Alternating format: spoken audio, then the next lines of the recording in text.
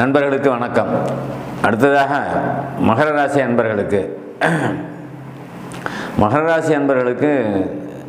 இந்த 17 ஜூலை மாதம், அதாவது 7ஆவது மாதம் 2024 1ஆம் தேதி ஆடி 1ஆம் தேதின்னு பிறக்கக்கூடிய அமைப்பில் அது சொல்லக்கூடியது என்ன அப்படின்னா, ராசிக்கு 5இல் குரு, ராசிக்கு 2இல் சனி. இந்த 2ஆம் இடம் சனி அப்படிங்கிறது மகர ராசிக்காரர்களுக்கு 7 சனியுடைய நுணுக்கத்திலே இருக்குது. இருந்தாலும் 7 சனி விட்டு நீங்கள் விலகிட்டீங்கிறது தான் உண்மை. அதனால் உங்களுக்கு 7 சனி எந்த ஒரு பாதிப்பும் இங்கே கொடுக்கக்கூட. நீங்கள் பெரும்பாலான மகர ராசிக்காரர்கள், திருவோண நட்சத்திரக்காரர்கள்லாம் அதிலேருந்து நீங்கள் விலகிட்டீங்கன்னு சொல்லலாம். உங்களுக்கு இதுக்கு மேலே தொழிலுக்குண்டான ஒரு ஃபவுண்டேஷன் இங்கே கொடுக்கணும்னு நீங்கள் சொல்லலாம். பொதுவாகவே சனி 2இல் அப்படின்னு கோச்சார ரீதியாக வரும்போது கூட நல்ல அமைப்பு. இந்த திருமண வயதை கடந்துக்கிட்டு இருக்கிற மகர ராசிக்காரர்கள் எல்லாமே அந்த தடங்கள் இருக்கும், திருமண தடைங்கிறது இருக்கும். பொதுவாக எல்லாம் எதிர்பார்க்குறது என்ன அப்படின்னா, அந்தந்த வயதுக்கு தகுந்த மாதிரி சில ஆசைகளும் சில எண்ணங்களும் சில சிந்தனைகளும் ஓடுங்கிறது தான் உண்மை.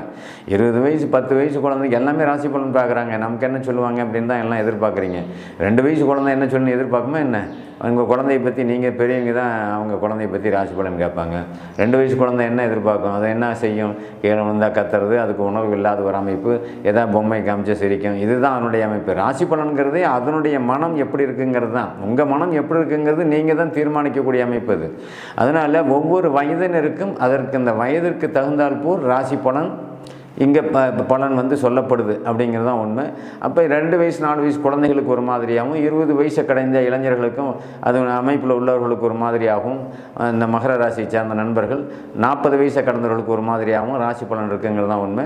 அதில் 20 வயது இளைஞர்களோ இல்லை பெண்களோ இது இந்த கணக்கின்படி நாம் எடுத்துக்கிட்டோம் அப்படின்னா, இந்த வயசில் 2ஆம் இடம் அப்படிங்கிறது சனி என்ன செய்வார்? ராசிக்கு 2இல், அது ராசியாக இருந்தாலும் சரி, லக்னமாக இருந்தாலும் சரி, 2ஆம் இடத்தில் தொடர்பு கொள்ளும்போது நம்மளுடைய வேலை, அந்த பாவகத்தை அவர் கெடுப்பார். சனியினுடைய வேலை கெடுக்கிற வேலை தான். அப்போ கெடுக்கிற வேலைன்னா என்ன செய்யும்? வாக்கு அப்படின்னு சொல்லுவோம். வாக்குங்கிறது பேச்சு. நீங்கள் என்ன பேச்சு பேசுகிறீங்களோ, எப்படி பேசுகிறீங்களோ தெரியாமல் பேசி பலவித சிக்கலில் மாட்ட வைக்கிற வேலையை அது செய்வார்.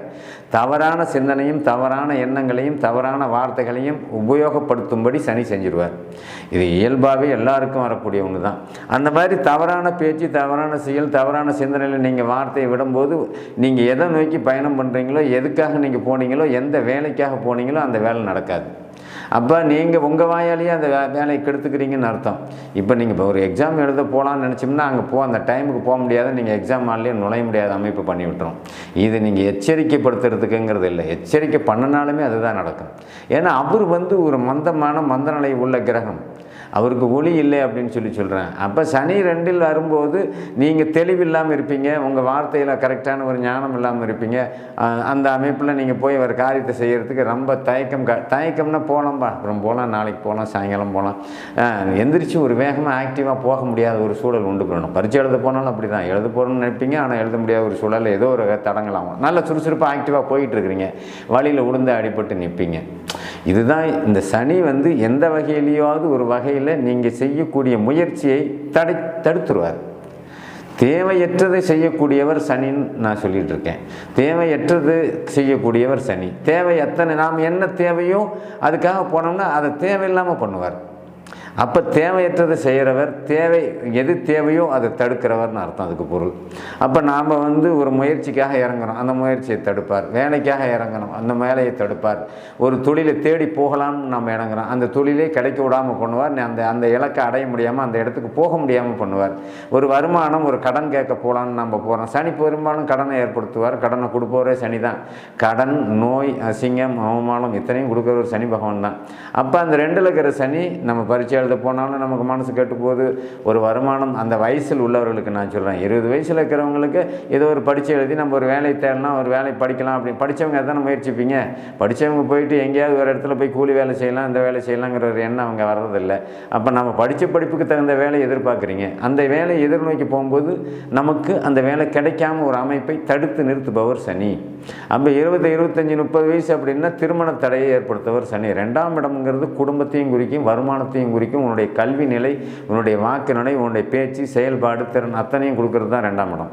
அந்த 2ஆம் இடத்துல ஒரு மாபெரும் இருள் கிரகம் வரும்போது நீங்கள் என்ன பேசுகிறீங்கன்னு உங்களுக்கே தெரியாமல் பேசுவீங்க. தேவையில்லாமல் வார்த்தைகளை விட்டு நீங்கள் அங்கே சில சிரமங்களையும் அசிங்கங்களையும் அவமானத்தையும் சந்திக்கிற அமைப்பு இங்கே ஏற்படுத்திகிட்டு இருக்கேன். ரொம்ப எச்சரிக்கையாக இருக்க வேண்டிய ஒரு மாதம்னே இதை சொல்லிட்டு போயிடலாம்.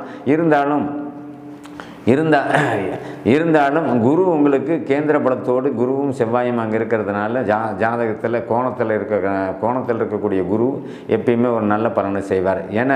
ஏன்னா மகர ராசியை குரு பார்த்துக்கிட்டு இருக்கார். இவ்வளோ சிரமம், அதாவது முதல்ல நமக்கு ஒரு சிரமத்தை கொடுத்து அப்புறம் அதிலேருந்து நீங்கள் வெளியே வர்றது. முதலில் என்னென்ன 2ஆம் இடத்தோடு மகரத்துக்கு 2ஆம் இடத்தோடு சனி இருக்கார் இல்லையா, இந்த ராசியை குரு பார்க்குறாரு இல்லையா, தெளிவாகவும் இருக்கீங்க. அதே சமயத்தில் மனசும் கெட்டு போயிடுறீங்க. நான் தெளிவாக தான் இருக்கேன், நான் பார்த்துக்கிறேன்பிங்க. அப்புறம் போய் அதில் ஒரு சின்ன பிரேக்கப் கொடுத்து அதுக்கப்புறம் தடை ஏற்படுத்தி அப்புறம் உஷாராகி அப்புறம் திரும்ப அதிலேருந்து நீங்கள் வெளியே வர்றது. இது எல்லாருமே அந்த வயது அந்தந்த வயதுக்கு தகுந்தாற் போல் நடக்கும். இப்போ ஒரு இடம், நான் 30 வயசு தாண்டவும் 40 வயசு தாண்டவும் ஒரு இடம் வாங்கலான்னு போகிறீங்க, வீடு கட்டலான்னு போகிறீங்க. முதல்ல போடுற பிளான் அவுட் ஆகிடும். முதல்ல நீங்கள் போய் பேசுகிற பேச்சு, அந்த பேச்சு தடையில் நின்று போயிடும். அது உறுதிப்படுத்தாத நிலை ஏற்பட்டுரும். அதுக்கப்புறம் திரும்ப ஒரு 2 நாள் கழித்து திரும்ப கூப்பிட்ற அமைப்பு வரும். திரும்ப அதை பேச்சுவார்த்தை நிவர்த்தி பண்ணுற அமைப்பு வரும். அதாவது முதலில் தடை, அதுக்கப்புறம் அந்த வேலை முடியும். முதல்ல தடையை கொடுத்துருவார். என்னடா இப்படி ஆகிடுச்சு, நாம் இவ்வளோ தூரம் முயற்சி பண்ணி செலவு பண்ணிவிட்டு 100 கிலோமீட்டர் அந்த வேலை நடக்காமல் போயிடுச்சு அப்படிங்கிற ஒரு எண்ணத்தை கொடுத்துரும். அப்புறம் போயிட்டு திரும்ப அது ஒரு நஷ்டத்தை உண்டு பண்ணி தான் திரும்ப வந்துட்டு திரும்ப நீங்கள் 100 கிலோமீட்டர் பயணம் பண்ணணும் அந்த வேலையை முடிக்கிறதுக்காக. முதலில் தடை, அதுக்கப்புறம் அந்த வேலை முடியும். பொதுவாக மகர ராசியை குரு பார்க்குற அமைப்பு இருக்கிறதுனால நன்மையும் தீமையும் கலந்து நடக்கக்கூடிய ஒரு அமைப்பு. நீங்கள் வேலையை எதிர்நோக்கி போகிறீங்க, இல்லை ஒரு தொழிலை எதிர்நோக்கி போகிறீங்க, இல்லை ஒரு பிஸ்னஸ் எதிர்நோக்கி போகிறீங்க. முதலில் போகும்போது அந்த தடை ஒன்று பண்ணுவார். அப்புறம் நீங்கள் வேறு முயற்சி பண்ணுவீங்க. வேறு முயற்சி நீங்கள் பண்ணும்போது என்ன ஆகும், அந்த வேறு முயற்சியும் ஸ்டாப் ஆகி திரும்ப அதே வேலைக்கு போகக்கூடிய அமைப்பு ஏற்படுத்தும். அதனால தான் முதல்ல ஒரு தடையை கொடுத்து தான் அதுக்கப்புறம் அந்த வேலையை பூர்த்தி பண்ணுவார். அதே மாதிரி தான் திருமண வயதை கடந்துட்டு இருக்கிற மகர ராசி அன்பர்களுக்கும் இதைத்தான் நான் சொல்ல வரேன். பெரும்பாலும் அந்தந்த வயசில் அது நடந்துன்னு எல்லாமே எதிர்பார்க்கறது ஒரு நியாயமான கருத்தாக இருந்தாலும் கூட ஜோதிடப்படி உங்களுடைய கிரகங்கள் தான், உங்களுடைய தசாபுத்திகள் தான் உங்களை ஆளுமை செய்கின்றன அப்படிங்கிறத அடிப்படையில் இன்றைக்கி நடக்கக்கூடிய கோச்சார அமைப்பில் குருவும் சனியும் மிகப்பெரிய ஒரு வலிமையான கிரகமாக இருக்கிறது. அப்படிங்கிறதுனால உங்களுக்கு ராசிக்கு 3ல் இருக்க ராகு இருக்கிறது நல்ல பலனை தான் செய்வார். ராசிக்கு 5ஆம் இடத்தில் இருக்கக்கூடிய குரு ராசியை பார்த்துக்கிட்டு இருக்கார். 2ல் இருக்கிற சனியால் தான் சில தடைகள், அந்த தடைகளை சந்தித்து தான் ஆகணும். அதெல்லாம் நீங்கள் இன்னும் மாற்றலாம் முடியாது. அப்போ திருமண வாழ்வை நோக்கி இருக்கிறவங்களுக்கு முதல்ல போய் பார்க்கும்போது 1 இடம் 2 இடம் அப்படிங்கிறது அது ஃபெயிலியர் ஆகும். நீங்கள் ரொம்ப விருப்பப்படுவீங்க, அது நடக்காது. அதுக்கப்புறம் அதோட நல்ல இடமா ஒரு இடம் அமைஞ்சு உங்களுக்கு அந்த திருமண வாழ்க்கையை உறுதிப்படுத்தக்கூடிய அமைப்பில் உங்களுக்கு அந்த அமைப்பை ஏற்படுத்தி கொடுக்கும்.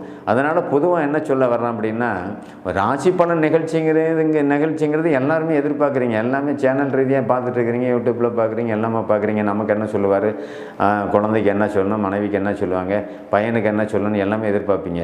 ஒவ்வொருத்தனுடைய அமைப்பிலையுமே ராசி பலன்கிறது ஒரு 20% பேர் தான் பொருந்தும்.